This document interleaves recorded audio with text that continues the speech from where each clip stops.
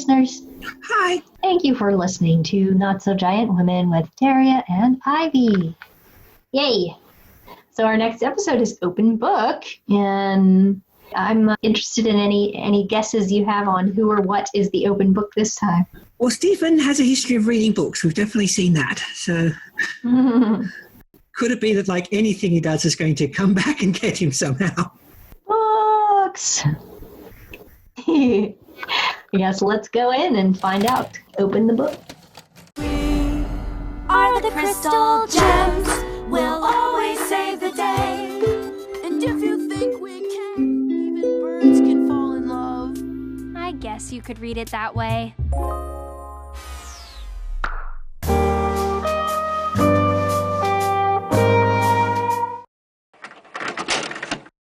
Well, we did go back to the book hobby. We did. You were right, like you usually are. Well, I think this one was almost a gimme because I got the impression that the books were being seeded to be come back to later. Yeah. I like that they historically have kind of this thing where they share fandoms. Like they did that with the Under the Knife, and they did that with the books now and Dogcopter and all this stuff. Like, you know, how kids do. So it's nice to see them coming back. But before we start talking about it, I need to let you do the summary, don't I? Yep. Stephen is reading the end of the final book of the series Connie introduced him to a few episodes back. Connie is, in fact, just sitting right next to him, staring at him as he reads. As he finishes, they get on to the subject of the ending, which Connie says he didn't like, that the characters got married. The Falcon turned into a human and married his human friend, and Connie's very unimpressed with this and forced on them by publishers and doesn't use the words heteronormative, but boy, howdy, she really wants to. As we would hear that they talked about a wedding cake for 50 pages, and Stephen thinks it deserved 20 tops. Stephen wishes he could give Connie a better ending, the ending she wants. His gem glows, as does the corresponding gem on the inner temple door, and he takes her through it into Rose's room, as we saw before, all the pink cloudscape. He briefly explains how it works, demonstrating the tiny whale again, giving him 5. And he wishes himself into a Falcon character, which is him being in a Falcon costume. Turns out when Connie asks to be turned into her character, turns out the room only responds to Stephen's wants. And so Stephen wishes up a costume shop which Connie goes into, and while she's rummaging around inside, Stephen says, "Come on out, I want to see you." Connie does, and she's got a red cloak because that's how Stephen pictured the character's final cloak, and the eye patch that the character's wearing, even in the cover art. And they set out to create their new ending, which is that the pair don't get married, they instead start a business selling turkey legs to support their comrades in the rebellions. And as Stephen keeps talking about what should we do with the ending, Connie keeps saying things like, "What do you think? We should do what you want," and so on. Hence when they create the authorities to come after them with these, I'm using the law as a pretty serious guy's scrolls. Connie just keeps saying, "We should do what you want. What do you want to do?" And Stephen realizes that this isn't Connie. He accidentally summoned a room simulacrum of Connie by saying, "I want to see you." And before he realizes this, however, he tells the faux Connie that he doesn't just want her to do what he wants, which is what triggers a bit of a breakdown in her, because the room is supposed to do what he wants, and if he wants it to not do what he wants, and we get a bit of a broken record effect as faux Connie tries to process this. Having realized what's going on, Stephen tries to get back to the real Connie, but the faux Connie comes after him, chasing him. He hasn't quite put it together because he keeps saying, "I don't want you to follow me," which of course makes follow him, and "I don't want you to come after me," and so on and so on. He gets almost to the real Connie, and faux Connie has adopted a wedding dress and is nailing him down, saying, "I know you like her. She'll just..." And she wants to hear you say you like her, and all these things back and forth. And real Connie tries to sword down faux Connie because she's got the sword with her little fantasy outfit, and it doesn't work until Stephen bursts out with, "I actually like the ending." And faux wedding dress Connie says, "That's better," and poofs out. And Stephen explained that he did like the ending. He just didn't want to disagree with Connie and make her mad at him. And she's like, "Oh, that's okay. It's just a book, but you care about it." "Yeah, but it's just a book. You like what you like." And he even says he wanted to draw a picture of the wedding cake. And we, in fact, leave the episode with a drawing Stephen has done of the characters getting married has happened in the book, but not in Connie's version of events. And Connie, either obliviously or tactfully, doesn't mention any of her counterparts saying, tell her you like her, you know you like her, over and over. So, yeah, in some ways, revisiting the Rose's Room territory in plot as well as in terms of episode location. I made a fake thing and I thought it was the real thing, but it turns out it's the fake thing, so I've got to get back to the real thing, when this time it's a people instead of a place. So the snarking from Connie at the start about the wedding at the end of the books reminded me of what a lot of Hunger Games fans said, that up until that point, weddings seemed to be off the table, then suddenly got dropped on of characters getting together, and Connie could have read that straight off a message board, actually, a lot of what she said. Yeah. And I think to this day, the jury's out as to whether it was forced upon the author or if the author just made a decision that other people didn't like. It does seem like with a lot of these huge series that get super popular and turned into movies and all this stuff, for a young adult series especially, the story will be about one thing, but the media about it will be focusing so much on the romantic triangle or the relationships in it, who is the main character going to marry or settle with, and I feel like that this episode really nailed that idea, like that Connie is so disappointed that the book went there when she wasn't interested in the shipping at all. Yeah, and she was kind of anti-shipping in this case. And yeah. Meanwhile, Steven is kind of reading an entirely different story. He's thinking about the relationships. He's thinking about the emotions. He's paying attention to this falcon that loves the human girl and sympathizing with this falcon, seeing that he's crying at certain points in the book that totally means that he loves her. And Connie's like, oh, I thought he was just crying because they lost the sword. Like they're both reading the same books, and Connie's spitting out all these facts about it. Oh, the sunset is black over the mine, Steven, and her childhood cloak isn't red, and it didn't look like that. It doesn't look like this. She has all these facts figured out, but he just read it differently, and he kind of read it, I guess, with less awareness of tropes and just more innocently, I guess. Yeah, and as she says, you're Steven, you like schmaltz, which, to be fair, he does. Yeah, like that, of course he'd be just like head over heels with this idea, and then they got married, this is the best. And of course he liked the 50-page description of a cake. Yes.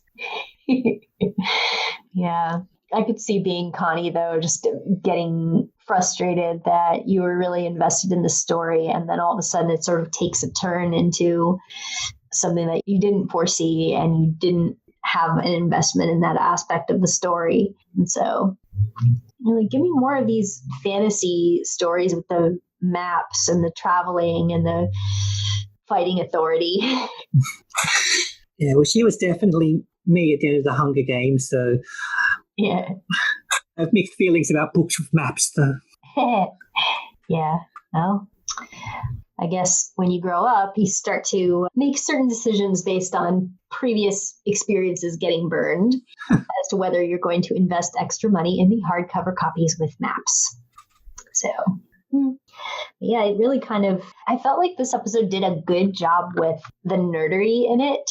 The way that, because I've seen plenty of other media that tries to depict characters who are into this other fictional universe, and they don't really, not to say this was fleshed out, but it felt like a real conversation that nerds might have about something. Yeah, they're arguing definitely. about like whether Lisa had access to frost spells, but Arkham Icarus didn't know that she had access to frost spells, so he was worried about, they're bickering back and forth about something that sounded realistic about details, how nerds actually talk about things. Yeah, it sounded like something they knew, not like something they'd just been told before the camera started running.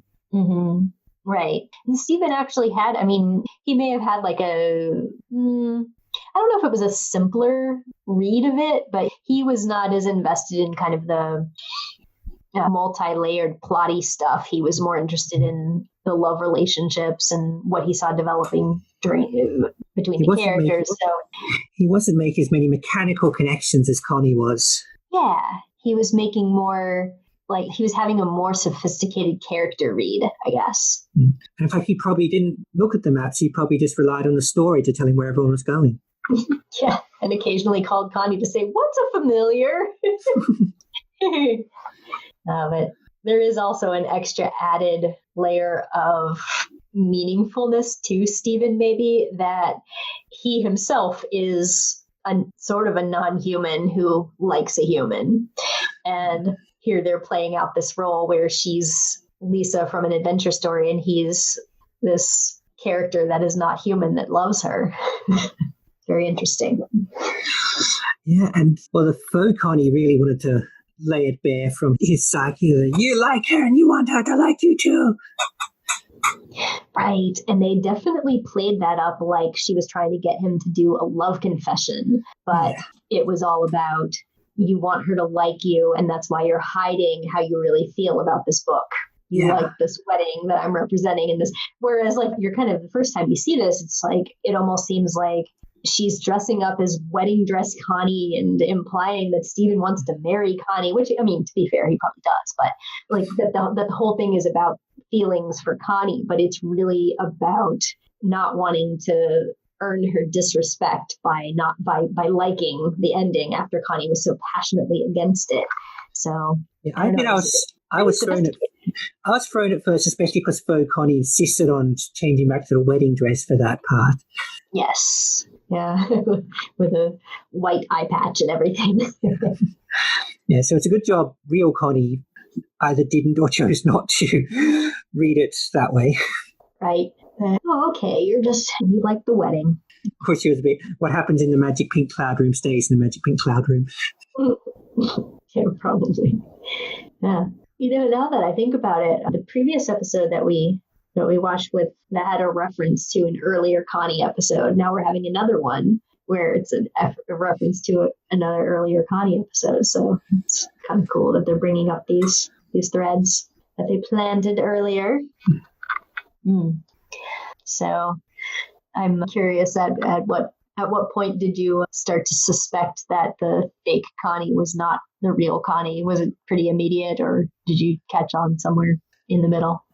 I think around the time when they stopped the turkey leg cart and she was really leaning on we should do what you want. What do you think? Over and over. Right. I thought, okay, this has gone beyond her being generous. And I think I was I think I noticed but didn't quite put it together when he said, I want to see you rather than anything else. Yeah, that wasn't like a tell really, because then she comes out and I mean, there's no other Connie or no indication that anything else has happened. But yeah, it was weird that she was just defaulting to everything he wanted. Especially because she'd shown mere minutes beforehand that she'll disagree with him if she disagrees with him. So she's not a go along to get along type in this regard. Yeah, she probably would have had edits on his depiction of the wind lizard. Yeah. And there was a slight hint that she disagreed with the colour of the cloak. So I suppose you could have simply read she just put on what, even if it was the real Connie, she just put on what was there. But yeah. I think the first time I saw this, I thought maybe the room is doing something to her, that it's taking control of her and controlling her because he brought somebody else in there. But it ended so fast, it went to the reveal of it so fast that I don't know if I had time to formulate a theory of what was going on or any theories would have been destroyed. Now, I was pretty sure it was a fake one and that the real one was elsewhere. I always, when TV shows or whatever do plots like this, I also have a bit of how do you make sure you get the real one back if the room or whatever environment is going to keep playing these games with you? And I had that same thought the first time we went to Rose's room, how many times we'd be going through that loop. But I guess there's a bit of because it's an 11-minute show, we only do that a couple of times. Right. And if you wanted to imply that it happened more times, you'd have to montage it. Yeah, I mean, I'm sure there's a fan theory out there that says he's still in Rose's room to this day from the first episode because he hasn't quite worked out that he's in a fake environment, has never said the right words to get let out again. There's a few weird interpretations of the season 1 episodes, like Steven and the Stevens. Somebody's written an edgy fan story about all the timelines that no longer have their Steven. Huh. Wow. So maybe somebody's done that. Yeah, I don't read fan fiction though, so I wouldn't know. I used to read fan fiction, but not much anymore. And I haven't read Steven Universe fan fiction, of course, because I'm trying not to know what happens next in Steven Universe. Yeah, because you know that there would end up being references, even if it didn't take place in the real Steven Universe world. Yeah. One thing I also liked is that Steven learned from his previous experience in Rose's room is that he's just like, oh, let's not make the Infinity Fair. Don't want to overload the room. That he was careful about that aspect of it. It's nice when characters don't have to learn the same lesson again. When Connie was, half the Infinity Fair. No, wait, that's still Infinity. Thank you for math jokes. I liked that. I'm not great at math, but I understood that one. Same. Yeah. So you kind of see at the beginning, Steven's eyes are kind of watering a little bit when Connie is explaining how, the mainstream appeal of the wedding and the publisher pushed it on him and blah, blah. And that he's just like, the way it's depicted, it seems like he's just sympathizing with her. But, now that he is having something that he enjoyed insulted right in front of him, he's probably like, oh God, I'm the mainstream simple-minded reader, and she's going to think crappily of me if I say, well, I like that. But it's also knowing Steven, there's probably a little bit of him going, where did you get all that out of this book? Right? He's just like really self-aware about being a pastiche, and he'd be like, what's a pastiche? Is it like a Danish? A book. Yeah. Let me pick one up at the Big Donut. One pastiche, please. And Lars just has one. Yeah. I told him it was a pastiche. He went away. Okay. I also like that Steven does fan art. It's so precious. His little drawing of the bird and Lisa. Yeah, I think if he'd drawn them as himself and Connie, that would have been a bit on the nose. Right. And probably a bit deeper than he usually thinks at this point. Yeah, he probably sees some parallels there, and that's why he relates so much to this relationship. But, I don't think that he would be worried about being straightforward about those aspects of his emotions. I think that he was only trying to obfuscate like what he really felt in this case because he already knew what Connie thought about people who like what he likes. So it's just like, oh, I don't want to disappoint her. I don't, and fandom is important, but she's like, it's just a book, I mean, you might feel kind of crappy if people insult your favorite thing or tell you that they thought it was bullcrap, but you're probably not going to, I should say, judge your entire relationship on how you both relate to fandom, right? And people watch things for different reasons. Probably also in there a bit of a, just calm down, it's okay if they put girls in Star Wars, it's just a movie. Yeah. People just get too into fandom that it hurts them. Actually, it's not so much how much they get into it, it's how they get into it, I suppose, that it hurts them. I think you're right. Yeah. I remember my best friend liked a show that I didn't really care for, and she brought a bunch of DVDs to my house, and we were watching some of it. And I tried to give it a chance because, in general, that's the thing you do. But I really was very bothered by certain aspects of like the writing of the show, and I wasn't connecting to anything else, whereas she was connecting to some other things and was, I don't know. So when we talked about, she left the DVDs for me to watch, and I finally realized that I was not going to finish watching this show when I'm by myself and I get up and decide to go wash the dishes while it's on. And I'm like, it's not on for anybody. What am I doing? Like, I'd rather wash dishes than watch this.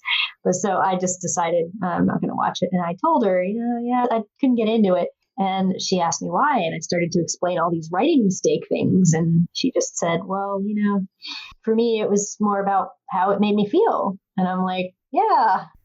And I didn't feel those things, so I'm just nitpicking the writing.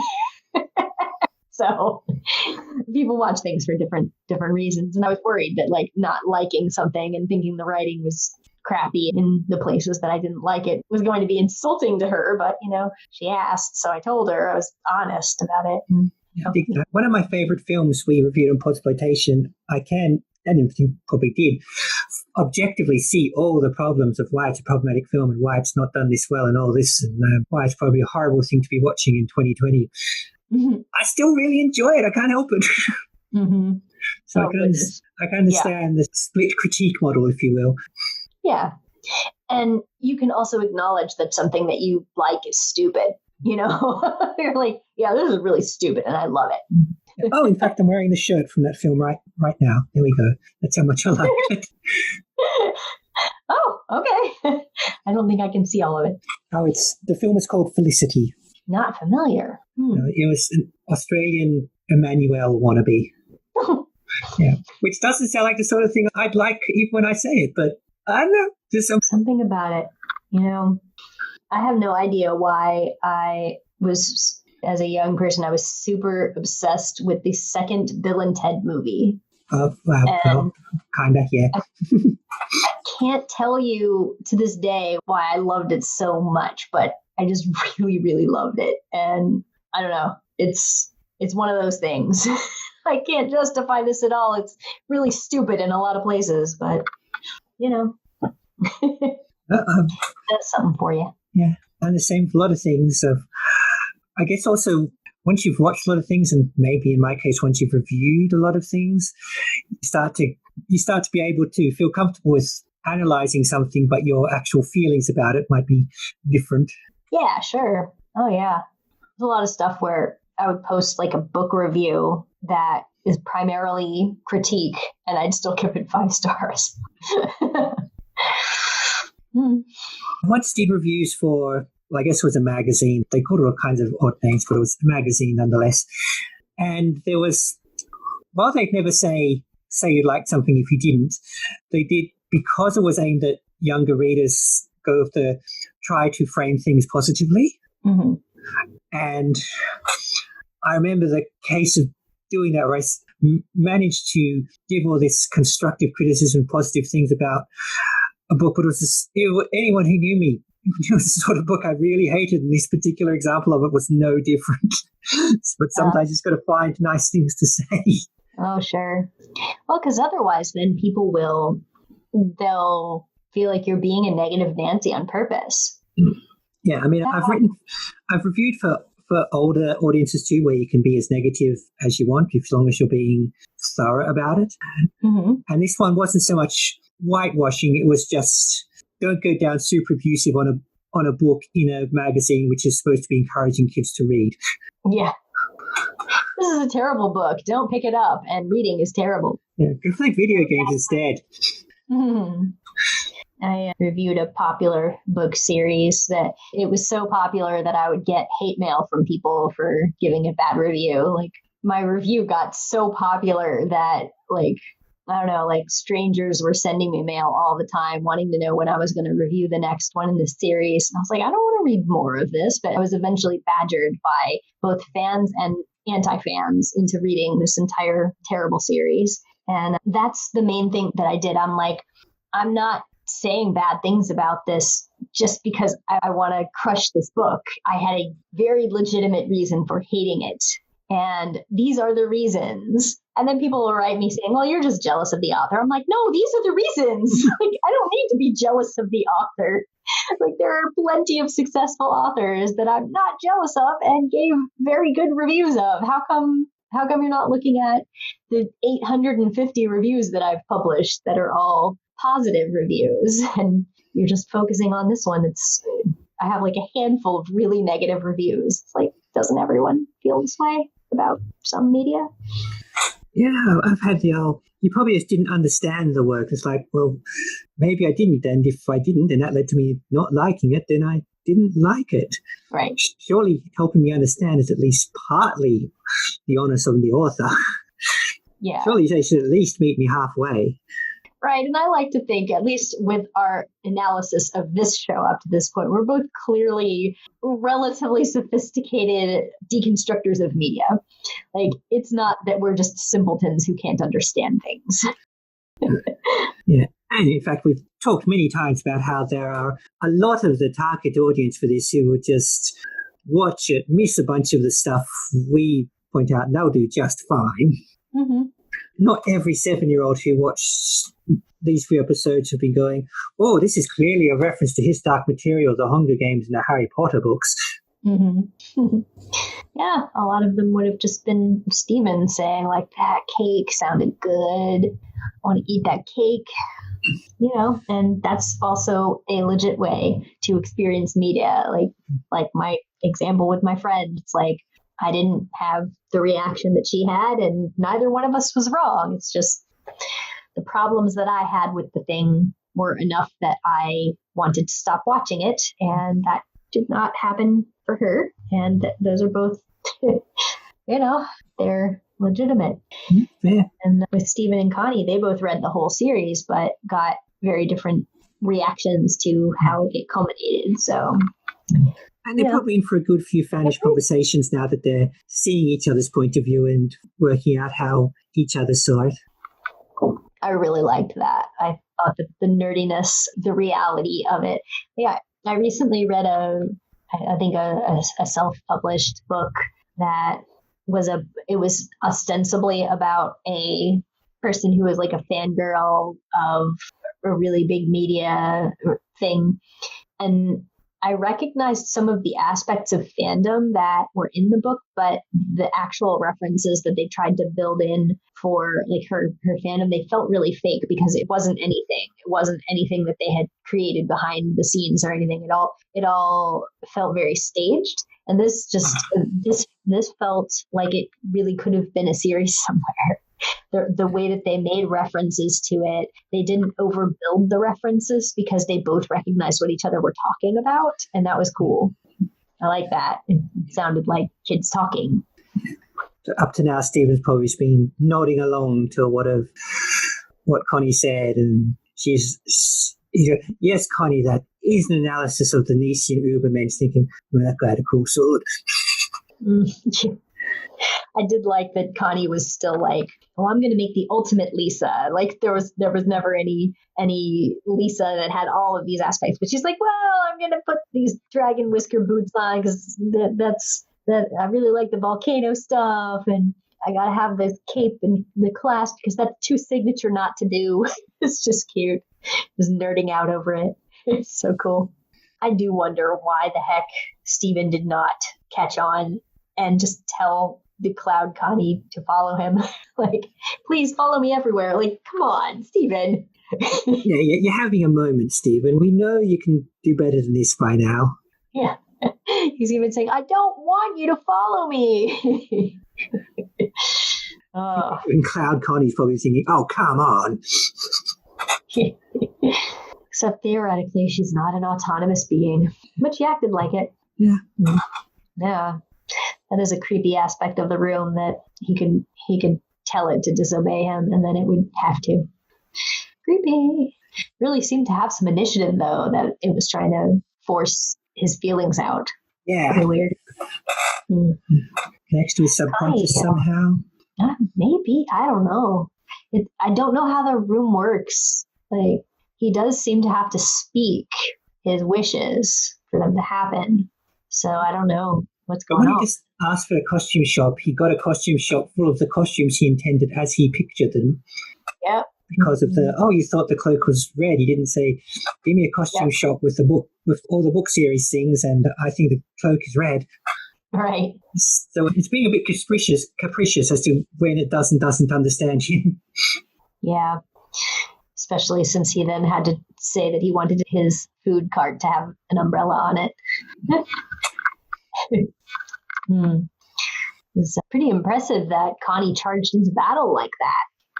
Yeah. Well, we've seen on previous occasions, like when she's waving Rose's sword around, that she does have a bit of a gift for it. Yep.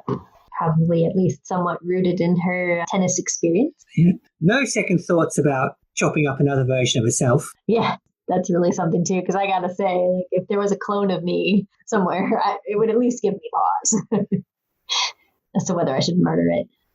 Or maybe it's just that creepy that it comes right around to, I know that's not me, but it looks like me, I have to murder it. Maybe she's one of those people that doesn't really know what she looks like.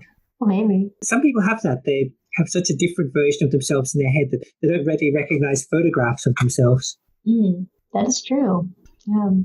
I wonder if she was scared when she came out and she was alone. Seems like that would be really unsettling to just like be in this wonderland and Steven is gone. Like, that's dangerous. How are you going to get out? I do think by this point she'll have to have learned at least a bit of patience when dealing with Steven.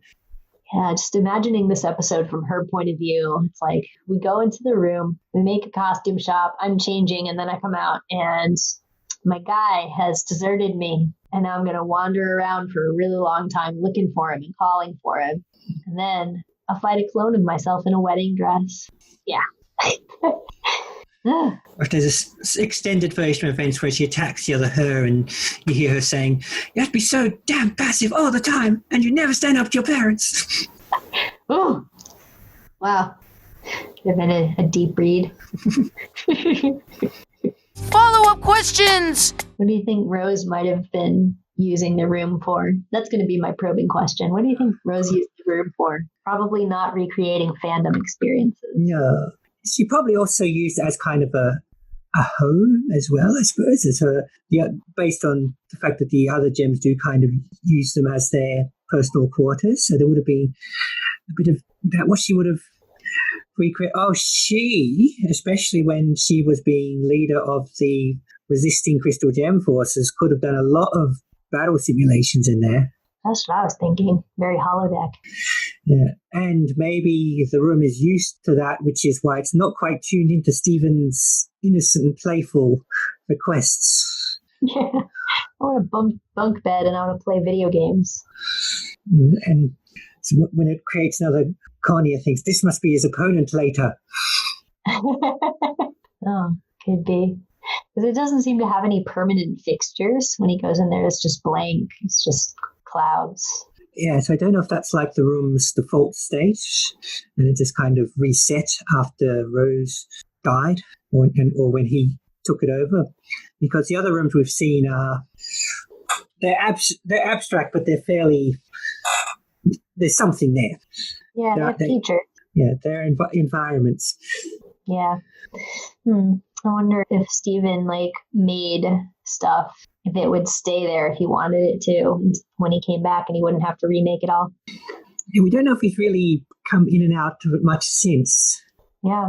He seems quite happy usually to enjoy himself with the artifacts of the real world. Well, I mean, he does books and video games and things which are gateways to a fantasy world, but in this case, not literally. Yes. Yeah, I think both of the times that he went into Rose's room, he didn't seem to be consciously controlling that either. He was surprised that the door opened both times. Yeah, so there's probably also a bit of inexperience on his part, even if the room is still syncing with him or trying to. Yeah, like a lot of his powers, they might be kind of inconsistent.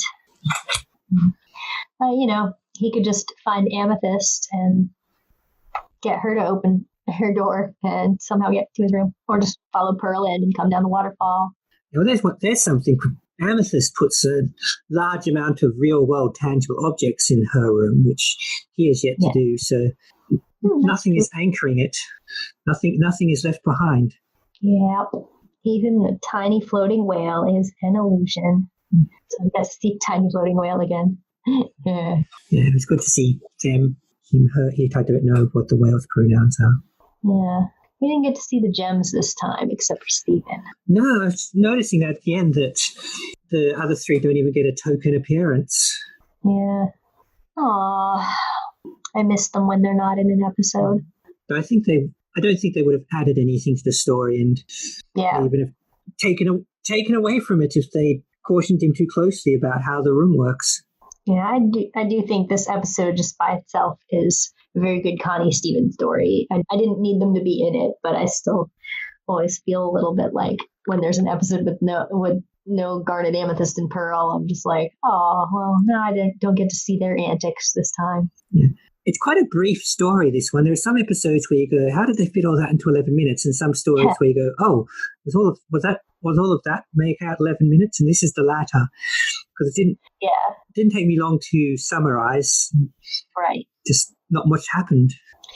Yeah, so it probably doesn't surprise you that this was one of the ones that in season 1, late season 1, they booted it to season 2 to air after the finale. Because it's kind of a timeless episode. It could happen anytime. Yes, not ramping up towards the finale in any way, or at least not that we can see. We heard nothing about imminent gem arrivals, and no one went, oh, Rose did leave something in this room, and it's this thing which would help us if the gems from Homeworld were to come along. Right. So, I mean, unless something happened like Steven got a big scar across his face, or like Connie got all of her hair chopped off and was walking around bald or something, there's like that would be a dead giveaway that something had happened. But yeah. It was supposed to be right here. We're watching it in the intended order. So, but this was one of the ones that was yanked.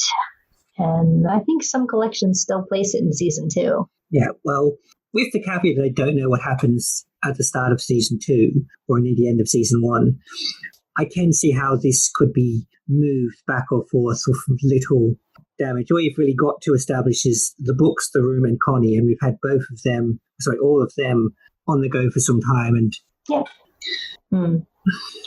assuming the world doesn't get too radically altered later on, all you need is those factors to still exist to have this episode without it seeming out of place.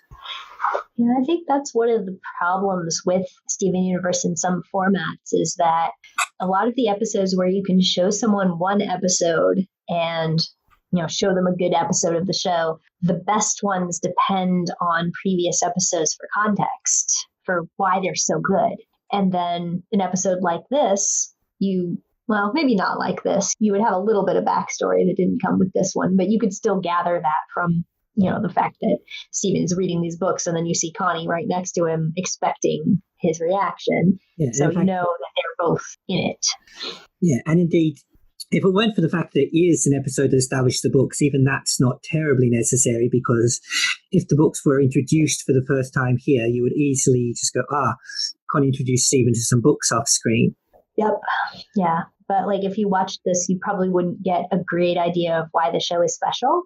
So it's a tough show to expose people to out of context. It really, the specialness is in how it builds the characters and their scenarios up from the beginning. Well, if you're using this to show off the show, it's missing 3/4 of the main cast. Oh, well, yeah, I mean, not this one, but I'm kind of thinking about the process that they've had to go through to identify episodes to recommend for the Emmys and stuff. And Lion 3 straight to video was the season 1 episode that got nominated, and that was one of the few that it has all the pieces in one episode to make it understandable, but I still feel like a lot of the oomph in that episode is derived from having seen Steven's mother as a presence and an absence in his life for 34 episodes before that. Well, not to mention the lion of the title. Yes. Yeah. So at least this really big aspect of him that you can go into his mane is revealed for the first time in that episode. But it managed to be pretty feelsy and not have to depend for that on a whole lot of other stuff. But I still feel like it really wouldn't be as special if you just watched it in isolation. And this one, definitely not a feelsy one. Not really anyway. But what it does do, I think, is further strengthens the relationship between Steven and Connie and props up a safer space for their honesty. Yeah, there's that. It's not a worthless episode, for want of a better word. It has its place. Right. Yeah. And I do like to feel like somebody as important as Connie is not out of the story for very long, because I like the constant reminders that he's continuing to interact with this friend. So need appearances like that. And maybe they just decided they should stick another Connie episode in before they start stampeding toward the finale. So, but now we're at episode 46 and the series, the first season ends at 52. So it doesn't really feel like that at this point, does it? So we got the feeling things are going to be ramping up when we last saw Peridot, but Yes, 44, yes. So, we've stepped back a bit so we can have some Connie time. yeah. I'm going to be interested in your opinion of episode 47 and 48. But next time. Yeah. So, yeah, they did not include this in Steven Mom 1. No. Well, I can also see how if you had to lose an episode from the running, why you would choose this one. Oh, yeah. It's not that it's bad per se, but it doesn't immediately prop up the ongoing. Mm-hmm. And it doesn't seem to reference a whole lot of past events. So, it's very movable. It's less like serialized, I guess is a good way of saying, is that you don't need this episode to come at a very specific part. Whereas, obviously you would need Steven's Lion episode 10 to come before Lion 3. Yeah. So, this one is pretty flexible, I guess. So, And it probably behooves them behind the scenes to make a few like that when stuff like Steven Bobs or rescheduling happen. yeah. Let's see. There wasn't any music this time besides this. I'm sure they had the usual Cloud Room music, which is pretty cool. Yeah, definitely felt re-immersed there. I think they had I remember that there was a new song for this one that I believe was part of the battle scene, if I'm not mistaken, because part of the title is Connie to the Rescue, but it was one of those ones that has like a hyphenated title or something, and I don't remember the beginning of it. So, but it's a piece of music that I think covers the battle between Connie and Cloud Connie, which Cloud Connie, I think, is the official name for the character, but I think she was credited as fake Connie in this episode. But now they call her Cloud Connie. Yeah, in my head, when I was getting ready to summarize, I was cycling through Faux Connie, Cloud Connie, Not Connie, Red Connie. Not Connie. What? Red Connie. Oh, yeah. Bride Connie. Yeah, Bride Connie's a little bit terrifying. A little bit. I know how you really feel. Wow. Any guesses about my food? Turkey legs. Tofurkey legs. A tough one for Tofurkey faux legs, because they're not really legs. Oh my god, everything's fake. Because they didn't really go out and capture a tofurkey. No, but in fairness, the turkey legs in this episode were not really turkey legs either, because they were made of clouds. True, yeah. But yeah, I made a rebel turkey leg out of... This was kind of a cop out of a recipe, because I went out and bought like one of those vegetarian meatless roasts by a company called Corn. It's like a frozen loaf of some kind of plant protein, and it had this ham looking, this crisscross ham looking pattern on top of it. I'm like, why are you building that? But I just followed the box directions, baked it on a foil line sheet for like an hour, and then it roasted pretty good. It looked appetizing. It didn't look creepy, and so I let it cool. And then, this is me being really extra, I had bought this craft set of different size plastic bones, and I jammed the biggest bone into like the end of this weirdly soft loaf and stuck it in there so that it would, that's it. That's basically it. I just did that, and I figured it would be not very exciting to show to anybody if I didn't do something else in addition to that. So I also made kind of a half-assed attempt at dressing up like a falcon to eat it. Oh, what's up? I had this like hat that has an owl face on it. It has like big eyes and a beak, and that's like the closest I got to it. So I had this winter hat on and little cape and stuff, trying to dress up like Archimicarus Steven with a fake turkey leg. So took some ridiculous pictures of myself cosplaying as Steven, cosplaying as Archimicarus. I've seen meat substitutes that come with fake bones. It's already in. It's like, it's weird. I mean, are there people who are so dedicated to the experience they need the fake bones too? Because even when I do eat meat, the bones are the things I most want to avoid. Yeah. It is very strange that some people would want to just duplicate the entire experience, I guess. Not me. I remember thinking it's weird that the soy bacon is made to look like there's bacon fat all through. It's just colored. Right, exactly. They're just food coloring it to give it that bacon look.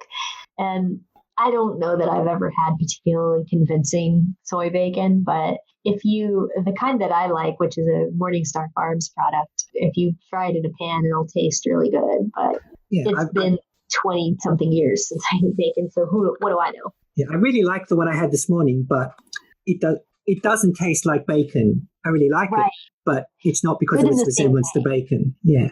A lot of times the vegetarian products, I find them satisfying in the same way that I would have eaten the original. And I still can't say, oh, that tastes like XYZ. The same as soy milk or almond milk. It's like, it does not really taste like milk, but it's good on all the same things. I've had some very convincing fake chicken and fake fish. So maybe there's something about white meat. I would agree with that. I've a couple times had soy products in restaurants that I really felt almost uncomfortable. Like, did they make a mistake and give me the wrong thing? Because this tastes like so not like a soy product, like those Impossible burgers and stuff. They taste pretty meaty.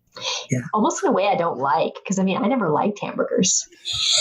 Yeah, I like the vegan burgers down at the local thing, but I don't know that I think they taste like beef. Yeah. Maybe I'd like them then. It's weird because before I was a vegetarian, I would eat steak, but I didn't like hamburgers. I didn't like anything with ground beef. So it's just a thing. I don't know why. Also, no one's told my cat that cats don't like vegan food. I get them burgers, so I get the fake bacon this morning, and she is interested. Wow.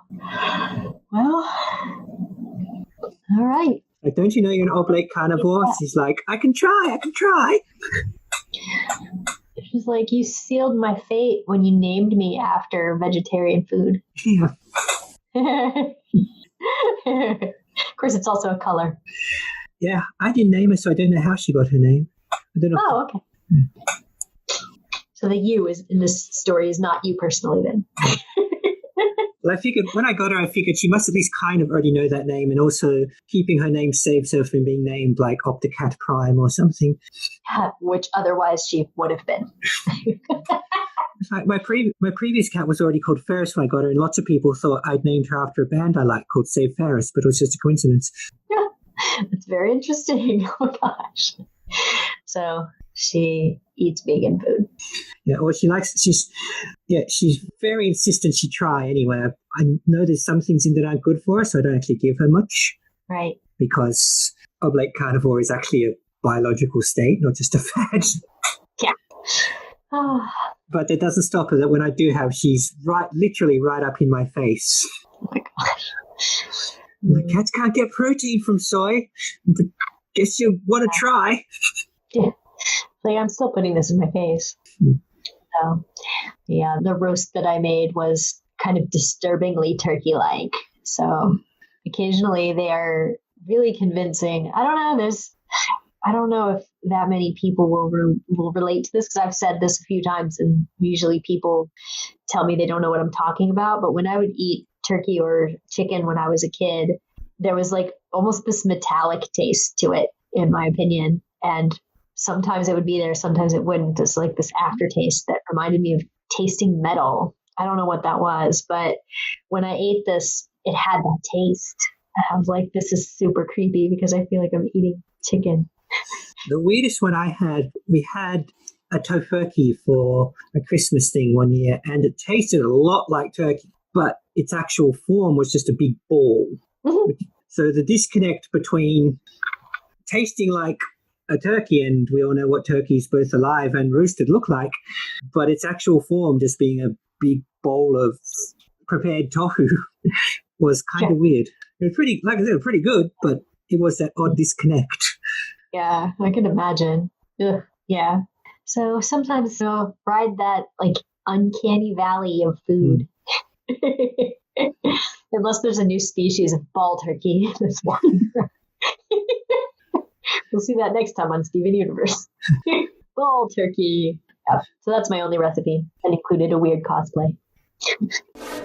If only I had known that Oh, let's see. I told you that this was one of the out of order ones, which is technically a factoid about the episode and not about the episode itself. But there might be some other things. I know I didn't tell you. The storyboarders were Hillary and Katie again. Hillary Flordo and Katie Mitroff did this one. Yeah, I caught their names this time. Let me see what the description was. Steven and Connie want a new ending to a beloved book series, so Steven takes them into Rose's room to reenact it. That's like half the episode. And given how well it went last time going into Rose's room, you must at least kind of suspect what's going to happen when you read that. Yeah. I don't think I have any other factoids about it besides stuff we've already said, which is the gems weren't there and we got to see Tiny Floating Whale again. Which I consider a very important fact. Tiny Floating Whale, the return of Tiny Floating Whale. Brand spanking new, mint in box. So the last thing I have for you is merchandise. Ah, yes. It requires me to get undressed. Here we go. I'm wearing a costume for you today. Aha. Because of the costume reference, but also because it's related to Rose's room. So I'm wearing a rose quartz dress. Oh, hello. And I will back up so you can see it, and I'll show the viewers on YouTube how cute it is. It is very cute, listeners on Anchor. Wow. Yep, that's a piece of work. I like that. It is not really a good reference to her dress. It's more inspired by it because there's these cute little gems all over it. If I can zoom in on this, it has this design. There's a star and gem pattern. A star and gem, and that's all over the bottom, like Steven's gem inside of a star like she has, right, which would be right here in the middle, but it's got this cute little pink gem on the top, and it comes with an extra one in case that falls off. So I'm Rose today. It's not an exact replica, but it certainly follows its spirit enough that as soon as you took the cardigan off and got up, I could tell. I was like, oh, it's a rose quartz dress. Yes. So my mom was here earlier and she goes, "You're all dressed up. Where are you going?" And I was like, "I'm doing a podcast." She's like, "Oh, can people see you?" I'm like, "Well, my podcast partner can see me. Nobody else really can." What are some of those Slack podcasters do in their pajamas and stuff, you know? I've definitely been in my pajamas while doing this a few times. But this time I'm wearing my merch, so I look all dressed up. But I didn't curl my hair or anything or wear a pink wig. But anyway, so, We've certainly got enough hair to work some rose quartz magic on if you... Hey, we got the flag back. I've got the flag, yeah. There you go. Yeah. So that's it. Ta-da! Yeah, I like it. I like it too. And I think I have worn it to work once, but Cool. I felt like I was in a party dress and I never did that again because the bottom is all floofy. It has several poofy layers. I definitely couldn't sit around in this the whole time we're doing this because I had the air conditioning up really high because I was exercising earlier. I was doing Dance Revolution and I was... Oh, I wondered if that was a DDR I could see in the background. Yeah, it is. I was on it a few hours ago, but then, it gets hot in here, so I turn up the AC, and now it's cold in here, so I was wearing a sweater, which also helped me disguise the fact that I was wearing my merch today. Cool. So I'm done with this episode. It seems a little bit strange to be like, oh, here's a rose quartz dress in an episode about Steven and Connie, but, Rose's gotta room. take them while I can. Yeah. I have so much damn merchandise. What am I going to do? How am I going to show it all to you? Oh. And do you think some people would wonder if they were going to run out of merchandise first, not Ivy? I'm going to have to take inventory of all my stuff and figure out when to show it to you because now we have a finite number of Steven Universe episodes and I certainly have more than 200 pieces of merchandise. So Yeah. If we're a Doctor Who podcast, I could cheat because so many of the original stories were actually turned into books. I could just, if ever fell short, I could just wave the book at the camera. I guess I've done that a couple of times with books and comics and stuff. But, gosh, I've got so much crap. Well, I'll have to start strategizing or else I'm just going to have to start pulling out stuff that has nothing to do with any episode. Yeah, I'd wondered if you were making a chart or something. I've just written them down as I've gone so that I don't show you something I've shown you twice. But I don't have any plans until we're basically sitting down to do it. And I'm like, well, I have to decide what I'm going to have for the camera and put it next to the computer. So I have to decide that ahead of time. But other than that, I'm not looking forward very much. So, oh, whatever. That's a wrap for me. Anything else you want to say about Open Book? No, I think we covered it. As we said, it's comparatively light on story. Yeah. What do you think? We're going to get a heavy story pretty soon, huh? Yeah, well, you've all but said that things start to ramp up for the end of the season. And you told me about the Steven bomb, which is heading for the end of the season. So just a rough sum means we've only got so many episodes left. Yes. And some of them are going to fit into the Steven bomb. I am incidentally not counting a non-canon episode, which should have aired in season 1, but I'm going to look at it in season 2 because it makes more sense there. Yeah, you've mentioned that one before. Yeah. Yeah, I have, but some people put it in season 1 because of some stuff, some references, but since it's non-canon, it literally doesn't matter. So just strategically, it makes more sense to put that after season 1 is over. So that's what I've decided that I'm going to do, and I get to be the boss of stuff like that. Fair. Well, I ain't going to know, am I? I know, right? Should I tell you what we're looking at next time? What are we looking at next time? Yeah, 47 will be titled Shirt Club. Shirt Club. Ooh. Shirt Club. All right. So maybe you can cook up some predictions for that next time. Yeah. Before we go live. Maybe it explains Steven's enormous collection of star shirts. Well, oddly, well, I can't say anything else. Right. I guess we'll see everyone next time, except we won't really see them because they can just hear us and we can't hear them. Yeah. So be listened to you by you next time. Yes. Bye.